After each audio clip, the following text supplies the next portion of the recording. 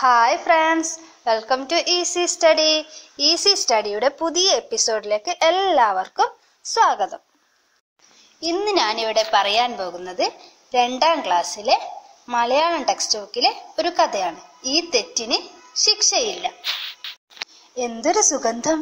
എല്ലാവരും മൂക്ക് വിടർത്തി മണം പിടിച്ചു. എന്തിന്റെ മണമാണത്? ഇലഞ്ഞിപ്പൂവിന്റെ മണമല്ല, പാലപ്പൂവിൻ്റെതുമല്ല, ചക്കപ്പഴത്തിൻ്റെതുമല്ല. പിന്നെന്തായിരിക്കും അത്? കാട്ടിലാകെ സംസാര വിഷയമായി. ഓലഞ്ഞാലിക്കിളിയാണ് സുഗന്ധത്തിന്റെ ഉറവിടം കണ്ടെത്തിയത്. കേശൻ രാജാവിന്റെ കൊട്ടാരത്തിലെ പൂന്തോട്ടത്തിൽ വിശേഷപ്പെട്ട ഒരു പൂ വിരിഞ്ഞു നിൽക്കുന്നു. ആ പൂവ് കാണാൻ എല്ലാവർക്കും അതിയായ മോഹം. പക്ഷെ എങ്ങനെ കാണും? പൂന്തോട്ടത്തിന് ചുറ്റും മുള്ളുവേലിയാണ്. കൂർത്ത പല്ലും ചുവന്ന നാവും ഉണ്ടക്കണ്ണുകളുമുള്ള ചെന്നായ്ക്കൾ കാവലുണ്ട്. എന്തു വന്നാലും അതൊന്നു കാണണം, പറ്റിയാൽ അതൊന്നു പറിച്ചെടുക്കണം.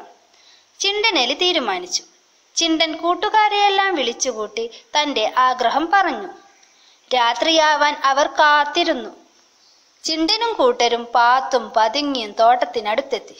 ദൂരെ ഇരുട്ടിൽ 4 ഉണ്ടക്കണ്ണുകൾ തിളങ്ങുന്നു. കുറ്റാക്കുരിരുട്ടിൽ അവർ മുന്നോട്ട് നീങ്ങി. ആരും ശബ്ദിക്കരുത്, തുരങ്കത്തിന്റെ പണി തുടങ്ങാം. നൊടിയിടയിൽ എലികളെല്ലാം മണ്ണു മാന്തി മാന്തി ഒരു തുരങ്കമുണ്ടാക്കി. തുരങ്കത്തിലൂടെ എല്ലാവരും തോട്ടത്തിനകത്തെത്തി. പൂവിന്റെ കൊതിപ്പിക്കുന്ന വാസന അവർ ആവോളം ആസ്വദിച്ചു. നീളമുള്ള ഇലകളിൽ ചിലർ തൊട്ടുനോക്കി. എന്തൊരു മിനുസം! കുലകുലയായി വിരിഞ്ഞു നിൽക്കുന്ന പൂക്കൾ. ചെടി വേരോടെ പറിച്ചെടുക്കണം, ചിണ്ടൻ ശബ്ദം താഴ്ത്തി പറഞ്ഞു.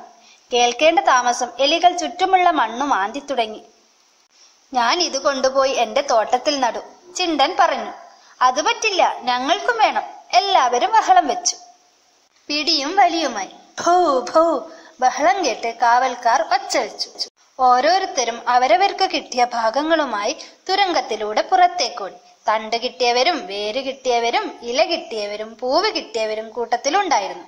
ചിണ്ടനു കിട്ടിയത് കിഴങ്ങായിരുന്നു. നേരം വെളുത്തു. കാറ്റിനെന്താ സുഗന്ധമില്ലാത്തത്? കേശൻ തോട്ടത്തിൽ ചെന്ന് നോക്കി. താൻ ഓമനിച്ചു വളർത്തുന്ന ചെടി കാണാനില്ല. മൃഗരാജന്റെ മുഖം കോപം കൊണ്ട് ചുവന്നു. കാവൽക്കാരെ കണക്കറ്റ് ശകാരിച്ചു. മന്ത്രിയും പടയാളികളും കാട് മുഴുവൻ അരിച്ചു പെറുക്കി. കള്ളന്മാരെ കണ്ടെത്താനായില്ല. നാളുകൾ കഴിഞ്ഞു. ഒരു ദിവസം കാട്ടിലാകെ അതേ വാസന പരന്നു. എവിടെ നിന്നാണത്? മന്ത്രിയും കൂട്ടരും അന്വേഷിച്ചിറങ്ങി. ഒടുവിൽ ചിണ്ടന്റെ തൊടിയിൽ ചെടി കണ്ടെത്തി. ചിണ്ടനെയും കൂട്ടുകാരെയും പിടിച്ചുകെട്ടി കേശന്റെ മുന്നിൽ ഹാജരാക്കി.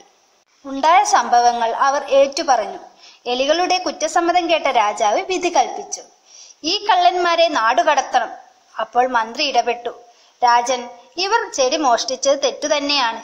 എന്നാലും നട്ടു നനച്ച് പുതിയ ചെടിയുണ്ടാക്കാനാണല്ലോ അവർ ശ്രമിച്ചത്. ഒരു ചെടിക്കു പകരം കുറെ ചെടികൾ ഉണ്ടാവുകയും ചെയ്തു. അതിനാൽ ഇത്തവണ ഇവർക്ക് മാപ്പ് നൽകിക്കൂടെ? അല്പസമയത്തെ ആലോചനയ്ക്കു ശേഷം കേശൻ പറഞ്ഞു. മോഷണം തെറ്റു തന്നെയാണ്. മന്ത്രി പറഞ്ഞതിലും കാര്യമുണ്ട്. ഇത്തവണ നാം ക്ഷമിച്ചിരിക്കുന്നു.